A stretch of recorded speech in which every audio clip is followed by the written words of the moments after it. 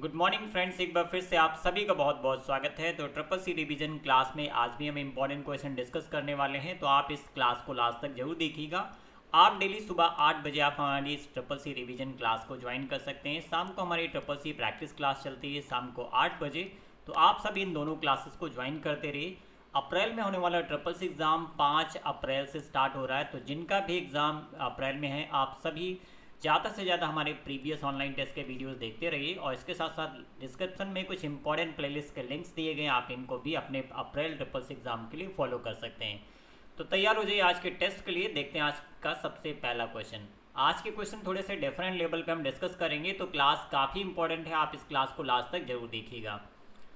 चलिए जल्दी से बताइए इस क्वेश्चन का राइट आंसर क्या होगा। लिब्रे ऑफिस राइटर में control plus shift plus back space shortcut कुंजी का क्या उपयोग है। अगर हम लिब्रे ऑफिस राइटर में कंट्रोल प्लस शिफ्ट के साथ में बैक स्पेस की को प्रेस करते हैं, तो ये शॉर्टकट की किस लिए इस्तेमाल की जाती है। तो इसका इस्तेमाल किया जाता है वाक्य की शुरुआत तक टेक्स्ट को डिलीट करने के लिए। Means option A correct answer हो जाएगा, delete text until beginning of sentence. वाक्य की शुरुआत तक पार्ट हटाएं, ऑप्शन ए इस क्वेश्चन का करेक्ट आंसर है। चलिए नेक्स्ट क्वेश्चन देखते हैं। आईएफएससी कोड में 0 को 11 अंकों वाले आईएफएससी कोड में किस पद पर रखा गया है। तो आईएफएससी कोड से रिलेटेड भी कई अलग अलग तरह के क्वेश्चंस पूछे आते हैं, जो कि आगे हम डिस्कस करने वाले हैं।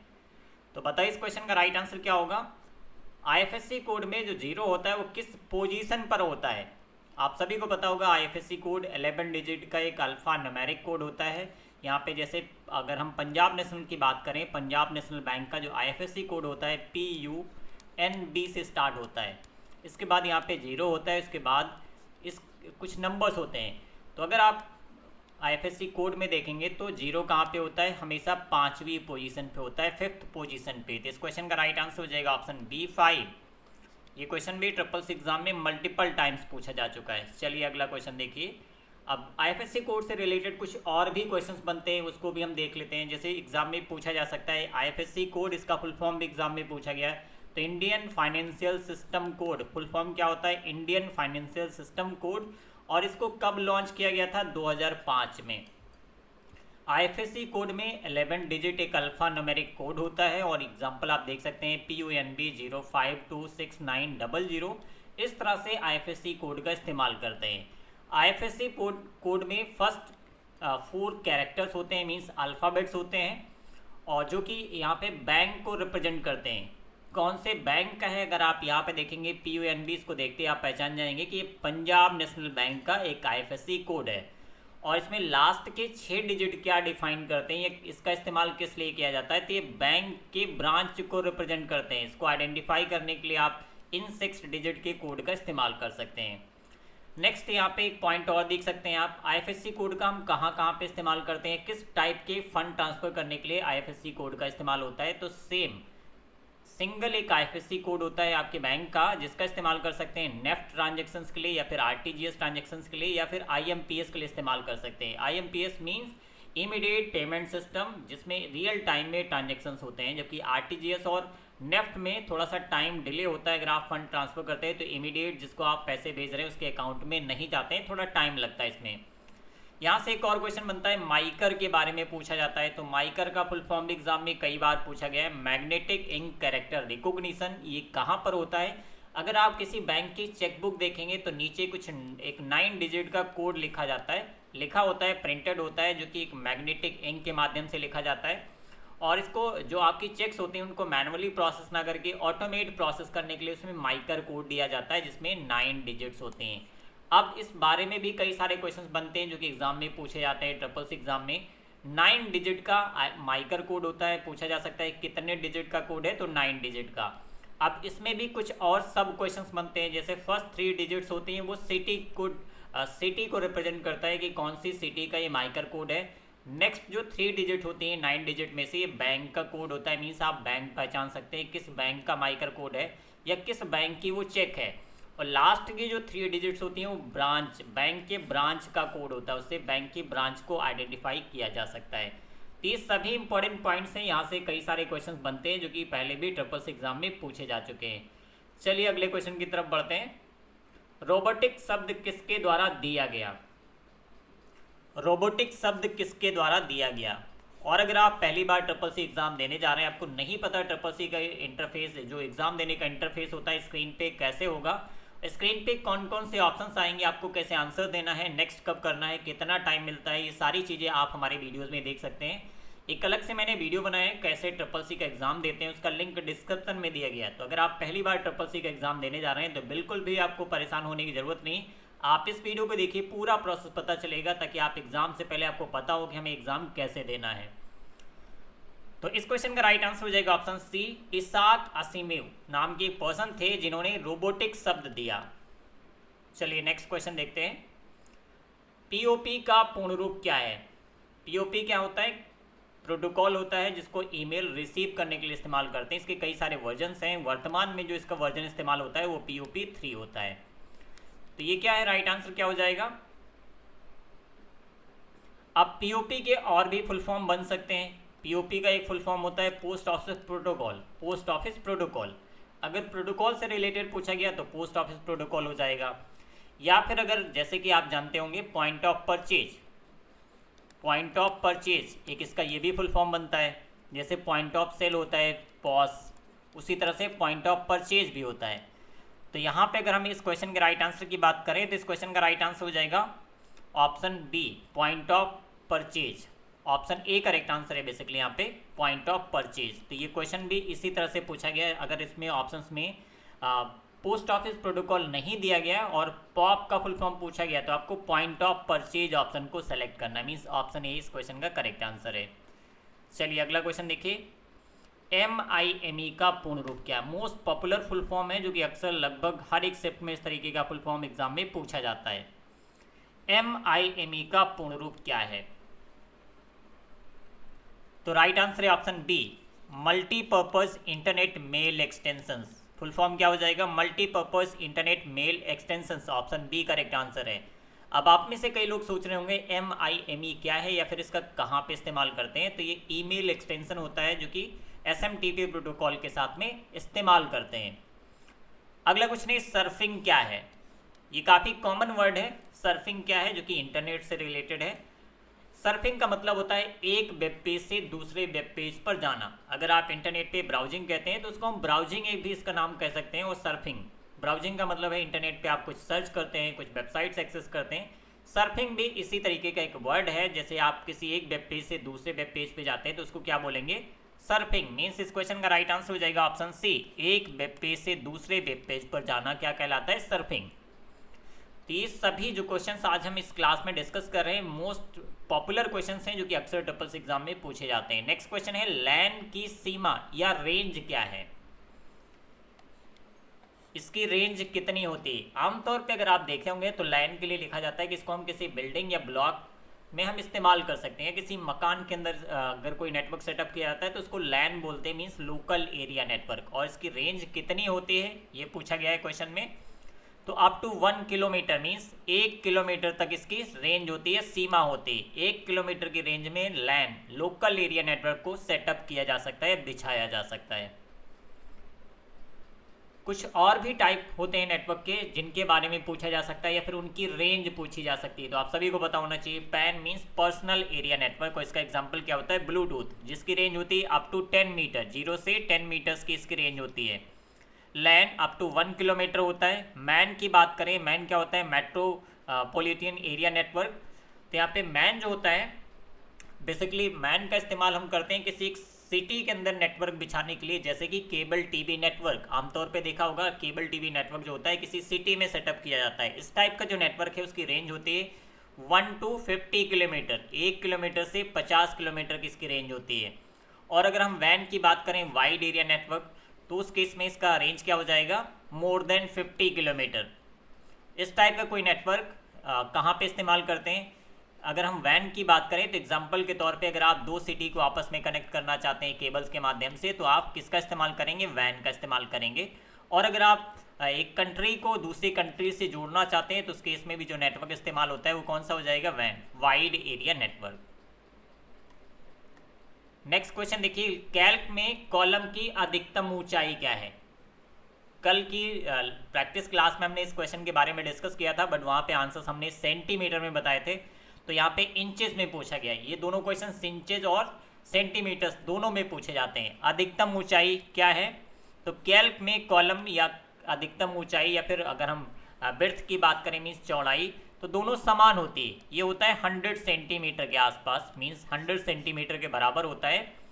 तो इस क्वेश्चन का राइट आंसर हो जाएगा ऑप्शन ए 39.37 इंच। अगर आप 100 सेंटीमीटर को इंचेस में कन्वर्ट करेंगे तो आएगा 39.37 इंच। तो ऑप्शन ए इस क्वेश्चन का करेक्ट आंसर है। अगला क्वेश्चन देखिए, अनडू की शॉर्टकट की क्या है। अब जैसे मान लीजिए आप कुछ भी टाइप कर रहे थे, बाय मिस्टेक आपको लगता है कि मैंने जो पहले लिखा था वो सही था, आप प्रीवियस पोजीशन पे वापस जाना चाहते हैं, तो उसके लिए हम कौन सा ऑप्शन इस्तेमाल करते हैं, अनडू। और इसकी शॉर्टकट की क्या होती है, जल्दी से बताइए। Ctrl+Z, option B correct answer है। और अनडू की शॉर्टकट की जनरली जो भी टाइपिंग एप्लीकेशंस होते हैं जैसे कि MS Word, Excel, PowerPoint, या फिर अगर राइटर की बात करें राइटर, कैल्क, इम्प्रेस, इन सभी में सेम होता है Ctrl+Z। अगला क्वेश्चन है सीलिंग। ये काफ़ी पॉपुलर फंक्शन है जो कि कैल्क से रिलेटेड है। अक्सर ये एग्जाम में देखने को मिलता है। यहाँ पे सिर्फ कई बार वैल्यू चेंज कर दी जाती है, कई बार सेम टू सेम वैल्यूज के साथ में मल्टीपल टाइम्स ये क्वेश्चन ट्रिपल्स एग्जाम में रिपीट हो चुका है। सीलिंग फंक्शन क्या करता है, जैसे यहाँ पे दिया गया 220,11, तो अब आपको देखना है यहाँ पे 220 या फिर 220 के बाद ऐसा कौन सा नंबर आएगा जो कि 11 से डिविजिबल है, वही इस क्वेश्चन का राइट आंसर हो जाएगा। तो 220 भी 11 से डिविजिबल है, मीन्स इस क्वेश्चन का राइट आंसर क्या हो जाएगा, ऑप्शन ए 220। बट अगर यहाँ पे लिखा गया था 219,11, तो अब बताइए इस क्वेश्चन का राइट आंसर क्या होगा। अब 219 तो डिविजिबल नहीं है, तो जैसा कि मैंने बताया ये नंबर या फिर इसके बाद ऐसा कौन सा नंबर आएगा जो कि 11 से डिविजिबल होगा, तो इसके बाद कौन सा ऐसा नंबर आएगा, 220, उसके इसमें 220 आएगा। तो अगर हम यहाँ पे 219 लिखते हैं या फिर 220 लिखते हैं तो सेम आंसर आपको देखने को मिलेगा 220। तो ऐसे कई सारे क्वेश्चंस हैं जो कि मल्टीपल टाइम्स ट्रिपल्स एग्जाम में रिपीट होते हैं। कई बार इनकी वैल्यूज को चेंज कर दिया जाता है और कई बार सेम टू सेम वैल्यूज के साथ में क्वेश्चंस पूछे जाते हैं। तो ये मोस्ट इंपॉर्टेंट क्वेश्चन है। अगला क्वेश्चन देखिए, राइटर में प्रिंट प्रीव्यू की शॉर्टकट की क्या है। अगर आप लिब्रे ऑफिस राइटर में प्रिंट प्रीव्यू देखना चाहते हैं तो इनमें से कौन सी शॉर्टकट की का इस्तेमाल करेंगे। जी हाँ, इस क्वेश्चन का राइट आंसर हो जाएगा ऑप्शन डी। याद रखिएगा Ctrl+F+O। और सभी इंपॉर्टेंट शॉर्टकट कीज़ के वीडियोस अब पहले से अपलोडेड हैं, आप हमारे चैनल की प्लेलिस्ट में जाके देख सकते हैं। वहाँ पे अलग से मैंने एक प्लेलिस्ट बना दी है Libre office writer shortcut keys. इसमें आपको सारे वीडियोस मिल जाएंगे जिसमें प्रैक्टिकल के साथ हमने सभी शॉर्टकट कीज़ को डिटेल में डिस्कस किया है। नेक्स्ट क्वेश्चन है, राइटर में सेव एज की शॉर्टकट की क्या है। दो ऑप्शन हमारे पास होते हैं, एक होता है सेव, दूसरा होता है सेव एज। अब इन दोनों में डिफरेंस क्या होता है। अगर आप किसी फाइल को क्रिएट करते हैं, उसे आप पहली बार फर्स्ट टाइम सेव करना चाहते हैं तो हम किस ऑप्शन का इस्तेमाल करेंगे, सेव का। बट अगर पहले से कोई सेव की गई फाइल है उसको हम किसी दूसरी लोकेशन पे या किसी दूसरे नाम से, किसी न्यू नेम से अगर हम सेव करना चाहते हैं तो उस केस में हम किसका इस्तेमाल करेंगे, सेव एज का। तो ये याद रखिएगा, सेव एज की शॉर्टकट की क्या है, ऑप्शन ए करेक्ट आंसर हो जाएगा। Ctrl+F+S का इस्तेमाल करते हैं। जबकि लिए सेव के लिए कौन सी शॉर्टकट की होती है, CTRL मीन्स Ctrl+S, ये सेव की शॉर्टकट की होती है। राइटर में पेस्ट स्पेशल की शॉर्टकट की क्या है, ये क्वेश्चन भी काफी पॉपुलर है। राइटर में पेस्ट स्पेशल की शॉर्टकट की क्या है, ऑप्शन सी करेक्ट आंसर है। आप सभी कमेंट सेक्शन में इन क्वेश्चंस के राइट आंसर्स क्या हैं कमेंट करते रहिए। Ctrl+Shift+V का इस्तेमाल करते हैं। इंटरनेशनल मॉनिटरी फंड, कई बार एग्जाम में इसका शॉर्ट फॉर्म दिया गया और फुल फॉर्म पूछा गया। IMF का पूर्ण रूप क्या है, ये क्वेश्चन एग्जाम में आ चुका है। IMF का पूर्ण रूप क्या है, तो इसका फुल फॉर्म क्या होता है, इंटरनेशनल मॉनिटरी फंड के द्वारा पैसे भेजे जा सकते हैं या पैसे भेज सकते हैं। क्या सही स्टेटमेंट लिखा गया, जी नहीं। इस क्वेश्चन का राइट आंसर हो जाएगा ऑप्शन बी। अगर आपको इंडिया से बाहर पैसे भेजने हैं तो उस केस में हम किसका इस्तेमाल करते हैं, स्विफ्ट का इस्तेमाल करते हैं। ये याद रखिए, स्विफ्ट का इस्तेमाल अगर आप इंडिया में पैसे बाहर से मंगाना चाहते हैं या फिर आप इंडिया से बाहर पैसे भेजना चाहते हैं किसी दूसरी कंट्री में, तो आपको स्विफ्ट सर्विस का इस्तेमाल करना होता है। नेक्स्ट क्वेश्चन है, वाईफाई में FI का क्या मतलब है। वाईफाई का फुल फॉर्म क्या होता है, वायरलेस फिडेलिटी।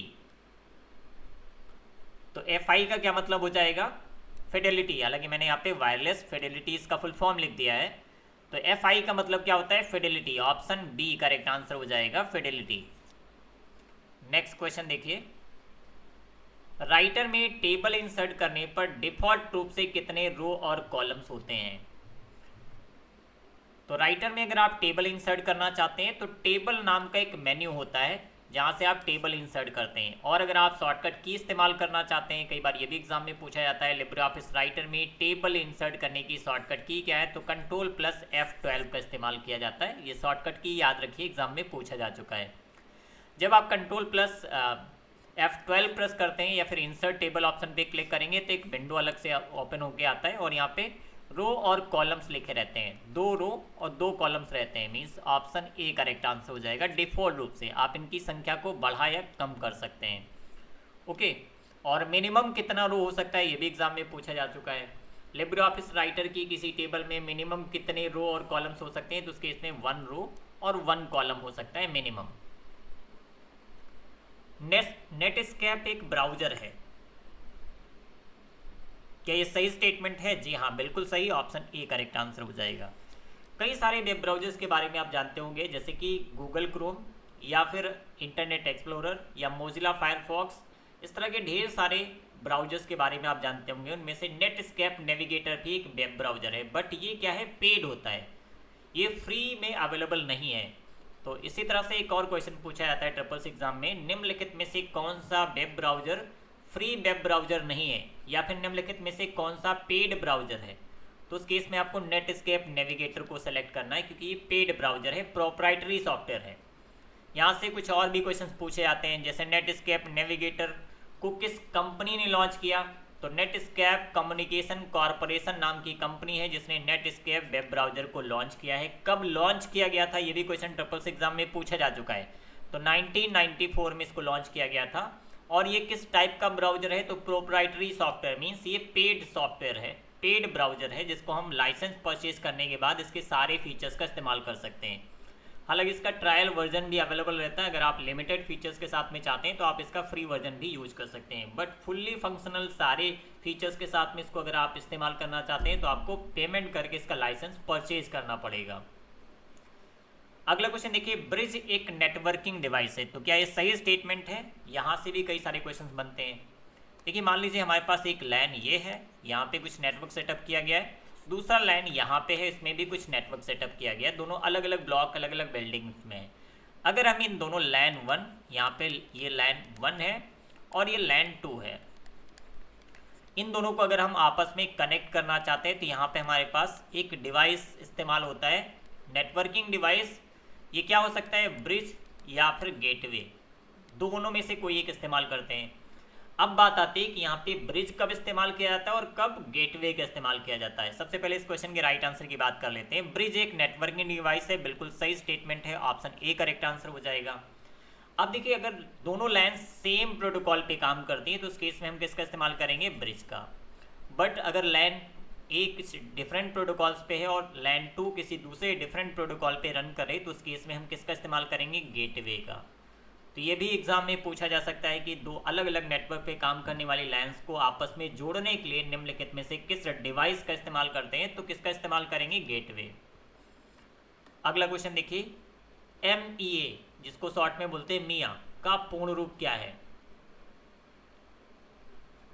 तो गवर्नमेंट योजनाओं से जुड़े हुए कई सारे क्वेश्चंस एग्जाम में पूछे जाते हैं, बैंकिंग से रिलेटेड भी क्वेश्चंस एग्जाम में पूछे जाते हैं। इसके लिए भी अलग से मैंने प्लेलिस्ट बना रखी है और हमने अपने टेलीग्राम चैनल ज्ञानएक्सपी पे इस तरह के सभी लिंक्स हाल ही में शेयर किए हैं। तो अगर आपने हमारे ज्ञानएक्सपी टेलीग्राम चैनल को फॉलो नहीं किया है तो आप टेलीग्राम पे जाइए, सर्च कीजिए ज्ञानएक्सपी और यहाँ से आप हमारे चैनल को फॉलो कीजिए। इस तरह के सभी इंपॉर्टेंट वीडियोज़ के लिंक्स हम अप्रैल मंथ के ट्रिपल्स एग्जाम के लिए शेयर कर चुके हैं, तो आप वहाँ से इन वीडियोज़ को देख सकते हैं।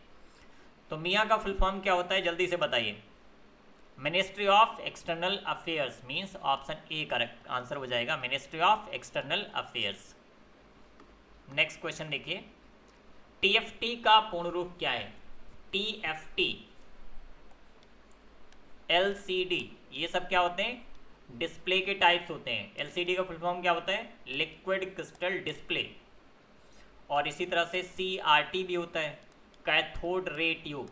हालांकि इस समय आउटडेटेड है, आप सभी ने देखा होगा बहुत बड़े साइज में एक मॉनिटर आता था जिसको हम CRT मॉनिटर के नाम से जानते हैं। इसमें कैथोड रे ट्यूब का इस्तेमाल होता था और ये साइज में काफ़ी बड़ा था, इसका जो वेट था वो भी काफ़ी ज़्यादा था, हालांकि आउटडेटेड है। आज की डेट में हम किसका इस्तेमाल करते हैं, TFT या फिर LCD का इस्तेमाल करते हैं, दोनों अलग अलग टेक्नोलॉजीज़ हैं।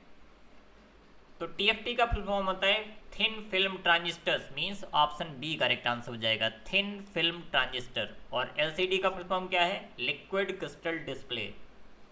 ये तीनों क्या हैं, डिस्प्ले टाइप्स होते हैं। अगला क्वेश्चन है RTGS का पूर्ण रूप क्या है। RTGS का पूर्ण रूप क्या है। RTGS से और भी कई सारे क्वेश्चन बनते हैं, जैसे पूछा जाता है RTGS के नेटवर्क का रख रखाव कौन करता है, तो इसको RBI इसके नेटवर्क का रख रखाव करता है, means reserve bank of India. RTGS की सुविधा कब स्टार्ट हुई, तो इसको 2004 में लॉन्च किया गया था, तो ये भी आपको याद रखना है। RTGS का फुल फॉर्म होता है रियल टाइम ग्रॉस सेटलमेंट। तो इस क्वेश्चन का राइट आंसर हो जाएगा option A, real time gross settlement. Option A इस क्वेश्चन का करेक्ट आंसर है। भारत में राष्ट्रीय इलेक्ट्रॉनिक फंड ट्रांसफर, जिसको बोलते हैं नेफ्ट, नेफ्ट का फुल फॉर्म क्या होता है, नेशनल इलेक्ट्रॉनिक फंड ट्रांसफर, किस वर्ष शुरू हुआ। तो RTGS की शुरुआत कब हुई थी, मैंने बताया कि 2004 में इसकी शुरुआत हुई थी। तो नेफ्ट की शुरुआत कब हुई, 2005 में। ऑप्शन सी करेक्ट आंसर है। और नेफ्ट नेटवर्क का रखरखाव कौन करता है, ये भी RBI के अंतर्गत आता है। सिफर टेक्स्ट में बदलने की प्रक्रिया क्या कहलाती है। कल की CCC प्रैक्टिस क्लास जो कि शाम को 8 बजे थी, मैंने बताया था सिफर टेक्स्ट और प्लेन टेक्स्ट क्या होता है, दोनों में क्या डिफरेंस है। और ये भी एक ऐसा क्वेश्चन है जो कि मोस्ट पॉपुलर है, कई बार CCC एग्जाम में रिपीट हुआ है। तो ऑप्शन ए इंक्रिप्शन इस क्वेश्चन का करेक्ट आंसर हो जाएगा। इंक्रिप्शन जिसका काम होता है प्लेन टेक्स्ट को सिफर टेक्स्ट में बदलना। राइटर में डिफ़ॉल्ट फॉन्ट नेम क्या है। राइटर में डिफ़ॉल्ट फॉन्ट नेम क्या है। इसी तरह से कैल्क के बारे में भी पूछा जा सकता है, और दोनों का अलग अलग डिफ़ॉल्ट फॉन्ट नेम होता है। तो राइटर की बात करें तो क्या होता है, लिबरेशन सेरिफ, ये लिब्रे ऑफिस राइटर का डिफ़ॉल्ट फॉन्ट नेम है।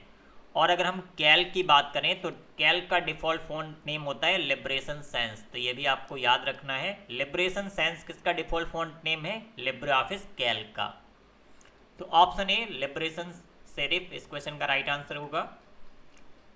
HTML में HTTP का प्रयोग होता है, क्या ये सही स्टेटमेंट है। HTML में HTTP का प्रयोग होता है। अब पहले तो आपको समझना है HTML क्या है और HTTP क्या है। HTML एक लैंग्वेज है जिसका इस्तेमाल करके हम वेब पेज को क्रिएट करते हैं, जबकि HTTP क्या है, एक प्रोटोकॉल है, इसका फुल फॉर्म होता है हाइपर टेक्स्ट ट्रांसफर प्रोटोकॉल। तो ये इसमें इस्तेमाल नहीं होता है। HTML के साथ में किसका इस्तेमाल होता है, जैसे कि CSS का इस्तेमाल होता है, JS मीन्स जावास्क्रिप्ट का इस्तेमाल होता है। तो ये सभी HTML में इस्तेमाल होते हैं ताकि हम अपने वेब पेज को और ज़्यादा अट्रैक्टिव बना पाएँ। और ये इसका डिफरेंट यूज़ होता है, एक प्रोटोकॉल है जो कि वेब पेज को ट्रांसफ़र करता है एक जगह से दूसरी जगह, हाइपर टेक्स्ट ट्रांसफर प्रोटोकॉल इसका नाम होता है। तो ऑप्शन बी फॉल्स इस क्वेश्चन का करेक्ट आंसर हो जाएगा। नेक्स्ट क्वेश्चन देखिए क्या है, किस पीढ़ी का कंप्यूटर सबसे बड़ा था। कंप्यूटर की टोटल कितनी जनरेशन या पीढ़ियां हैं, 5। फर्स्ट जनरेशन में क्या इस्तेमाल हुआ था, सेकंड में क्या इस्तेमाल हुआ था, थर्ड में क्या इस्तेमाल हुआ, या फिर फोर्थ में क्या इस्तेमाल हुआ और फिफ्थ में क्या इस्तेमाल हुआ, ये सब आपको पता होना चाहिए। सबसे पहले वैक्यूम ट्यूब का इस्तेमाल किया गया, सेकंड में ट्रांजिस्टर्स का इस्तेमाल हुआ, थर्ड में IC का इस्तेमाल किया गया था, फोर्थ में LSIC या फिर VLSIC इन टेक्नोलॉजीज़ का इस्तेमाल हुआ, और फिफ्थ में किसका इस्तेमाल होता है, ULSIC प्लस AI। इन सभी के फुल फॉर्म भी एग्जाम में पूछे जाते हैं। जैसे LSIC क्या होता है, यहाँ पे VLSIC का मतलब होता है वेरी लार्ज स्केल इंटीग्रेशन, और LSIC का फुल फॉर्म होता है लार्ज स्केल इंटीग्रेशन सर्किट, और ये क्या हो जाएगा, very large scale integration circuit. और यहाँ पे ULSIC का फुल फॉर्म होता है ultra large scale integration circuit plus AI का इस्तेमाल होता है फिफ्थ जनरेशन में। और पांचवी पीढ़ी वर्तमान में चल रही है। वर्तमान में कंप्यूटर की कौन सी जनरेशन चल रही है, ऐसा भी क्वेश्चन एग्जाम में पूछा जा सकता है। तो आपको याद रखना है पांचवी पीढ़ी या फिफ्थ जनरेशन। तो किस पीढ़ी का कंप्यूटर सबसे बड़ा था। फर्स्ट जनरेशन के कंप्यूटर सबसे बड़े थे क्योंकि इसमें वैक्यूम ट्यूब का इस्तेमाल होता था, और इसमें कई हज़ार वैक्यूम ट्यूब्स एक कंप्यूटर बनाने में लगते थे, इस वजह से इसका साइज बहुत ज़्यादा बड़ा था। चाइना का सर्च इंजन कौन सा है? एक और इसी पे बेस क्वेश्चन पूछा जाता है, निम्नलिखित में से कौन सा सर्च इंजन चाइनीज भाषा में है? तो ऑप्शन बी करेक्ट आंसर है। बाइडू एक ऐसा सर्च इंजन है जो कि चाइना ने डेवलप किया है और ये चाइनीज भाषा में है। बाइडू आप सबको याद रखना है। ईमेल में इनमें से किससे बचना चाहिए? Subject line, wrong email address, read again या फिर स्माइलीज, किससे बचना चाहिए? बहुत ही बेसिक क्वेश्चन है बट थोड़ा सा लॉजिकल है। इनमें से ऑप्शन बी राइट आंसर हो जाएगा, रॉन्ग ईमेल एड्रेस। अब मान लीजिए कोई सेंसिटिव ईमेल है, आप किसी को भेजना चाहते हैं, गलती से आपने किसी दूसरे ईमेल आईडी पे भेज दिया तो इन्फॉर्मेशन लीक आउट हो सकती है। तो हमेशा हमें ईमेल को सेंड करने से पहले ईमेल एड्रेस को रीचेक कर लेना चाहिए, क्या हमने सही ईमेल आईडी टाइप किया है, उसके बाद ही हमें सेंड ईमेल ऑप्शन पे क्लिक करना चाहिए। तो ऑप्शन बी करेक्ट आंसर होगा। इनमें से कौन सा ईमेल के लिए एक माध्यम है? इनमें से कौन सा एक ईमेल के लिए माध्यम है? और कम्युनिकेशन का सबसे सस्ता साधन क्या है? ईमेल। आप किसी भी टाइम 24/7 कहीं भी वर्ल्ड के किसी भी कोने में जहाँ पे इंटरनेट कनेक्टिविटी है आप वहाँ पे मेल कर सकते हैं। और इंटरनेट का सबसे अधिक उपयोग किस काम के लिए होता है? ऐसा भी क्वेश्चन ट्रिपल एग्जाम में आ चुका है। तो इंटरनेट का सबसे अधिक उपयोग कम्युनिकेशन के लिए होता है। तो इनमें से कौन सा ईमेल के लिए एक माध्यम है? जल्दी से बताइए। इंट्रानेट, इंटरनेट या फिर एक्स्ट्रानेट? राइट आंसर क्या होगा? ऑप्शन डी, इन सभी में ईमेल का इस्तेमाल किया जा सकता है। इंटरनेट आप सभी जानते होंगे, इंटरनेट क्या होता है? किसी कंपनी के अंदर सेटअप किया गया नेटवर्क होता है। और एक्स्ट्रानेट क्या होता है? उस कंपनी के अगर सब ब्लॉक्स हैं, सब ब्रांचेस हैं, उन सबको अगर आपस में किसी प्राइवेट नेटवर्क के थ्रू कनेक्ट किया जाता है तो उसको क्या बोलते हैं? एक्स्ट्रानेट। तो ये भी आप याद करिए। इनमें से किसने इंटरनेट को परिभाषित किया? इनमें से किसने इंटरनेट को परिभाषित किया? The federal networking council. Option D right answer है। द फेडरल नेटवर्किंग काउंसिल एक ऐसा ऑर्गेनाइजेशन है जिसने इंटरनेट को परिभाषित किया। तो ऑप्शन डी करेक्ट आंसर होगा। तो ये था आज की ट्रिपल सी रिवीजन क्लास का लास्ट क्वेश्चन। जल्दी से आप सभी कमेंट सेक्शन में बताइए आज की क्लास में आपके कितने क्वेश्चंस करेक्ट हुए। और आप सभी से एक रिक्वेस्ट है, अगर हमारी क्लासेस पसंद आती हैं तो प्लीज़ आप अपने सभी सोशल मीडिया प्लेटफॉर्म जहाँ पे आपके एजुकेशनल ग्रुप्स हैं उन सभी ग्रुप्स में हमारी क्लासेस के लिंक को जरूर शेयर कीजिए ताकि ज़्यादा से ज़्यादा लोग हमारे साथ जुड़े और उन सभी के मैं हेल्प कर पाऊँ। अगर आप घर बैठे ओ लेवल की तैयारी करना चाहते हैं, कंप्लीट तैयारी के लिए आप हमारे ज्ञानएक्सपी मोबाइल ऐप पे ओ लेवल के कोर्सेज भी ज्वाइन कर सकते हैं। या फिर अगर आप अप्रैल के बाद किसी भी मंथ में ट्रिपल सी का एग्जाम देने वाले हैं तो हमारा ट्रिपल सी का पेड कोर्स भी हमारे ज्ञानएक्सपी मोबाइल ऐप पे अवेलेबल है, जिसमें आपको complete syllabus video lectures detail में मिलेंगे, प्लस मॉडल पेपर्स, ई बुक, प्रैक्टिस सेट, ये सारी चीज़ें कंप्लीट पैकेज के फॉर्म में आपको इस ऐप के माध्यम से मिल जाएंगी। तो आप यहाँ से भी कोर्सेज ज्वाइन कर सकते हैं। कोई भी जानकारी चाहिए तो दिए गए नंबर पर आप कॉल कर सकते हैं या फिर आप व्हाट्सएप पर मैसेज कर सकते हैं। और ये सभी ई बुक्स अगर आप मास्टर प्रैक्टिस सेट 1 या 2 बाई करना चाहते हैं, ये 2022 के लिए स्पेशली हमने डिज़ाइन किया है। बहुत ही इंपॉर्टेंट क्वेश्चंस इन दोनों ई बुक्स के अंदर आपको मिल जाएंगे। दोनों में 1100 क्वेश्चंस हैं, तो टोटल कितने हो जाएंगे? 2200 क्वेश्चंस आपको इन दोनों ई बुक से मिलेंगे। तो अगर आप कहीं पे जॉब करते हैं, आपके पास उतना टाइम नहीं होता है कि आप पूरा वीडियो देख पाएँ, तो आप इन ई बुक्स के माध्यम से भी अपना ट्रिपल एग्ज़ाम क्वालिफाई कर सकते हैं। तो अगर आप में से कोई भी इंटरेस्टेड है तो आप हमारी वेबसाइट ज्ञानएक्सपी.com पे विजिट कीजिए। यहाँ से आप इनकी सैम्पल पीडीएफ भी डाउनलोड कर सकते हैं ताकि आप इनकी क्वालिटी पता चले कि किस लेवल के क्वेश्चन इन प्रैक्टिस सेट्स के अंदर दिए गए हैं। ओके, तो बस इस क्लास में इतना ही। डेली सुबह 8 बजे और शाम 8 बजे आप हमारी इस triple C revision class, triple C practice class को ज्वाइन करते रहिए, जिनका भी एग्जाम अप्रैल या फिर इसके बाद होने वाला है। और आप सभी प्लीज़ हमें इंस्टा पे जरूर फॉलो कीजिएगा। हमारा इंस्टा आईडी है ज्ञानएक्सपी। यहाँ पे आपको सभी लेटेस्ट अपडेट मिलते रहेंगे। और एग्ज़ाम के बाद भी आप हमारे साथ जुड़े रहना चाहते हैं तो प्लीज़ आप हमें इंस्टा पे जरूर फॉलो कीजिए। तो बस इस क्लास में इतना ही। और प्रैक्टिस करने के लिए आप हमारी वेबसाइट पे विजिट कर सकते हैं। यहाँ पे बहुत सारे ढेर सारे फ्री मॉक टेस्ट अवेलेबल करा दिए गए हैं, हिंदी और इंग्लिश दोनों लैंग्वेज में। तो यहाँ से भी आप प्रैक्टिस कर सकते हैं। आप सभी को मेरी तरफ से ऑल द बेस्ट। मिलते हैं नेक्स्ट क्लास में, तब तक के लिए bye bye. Thank you for watching.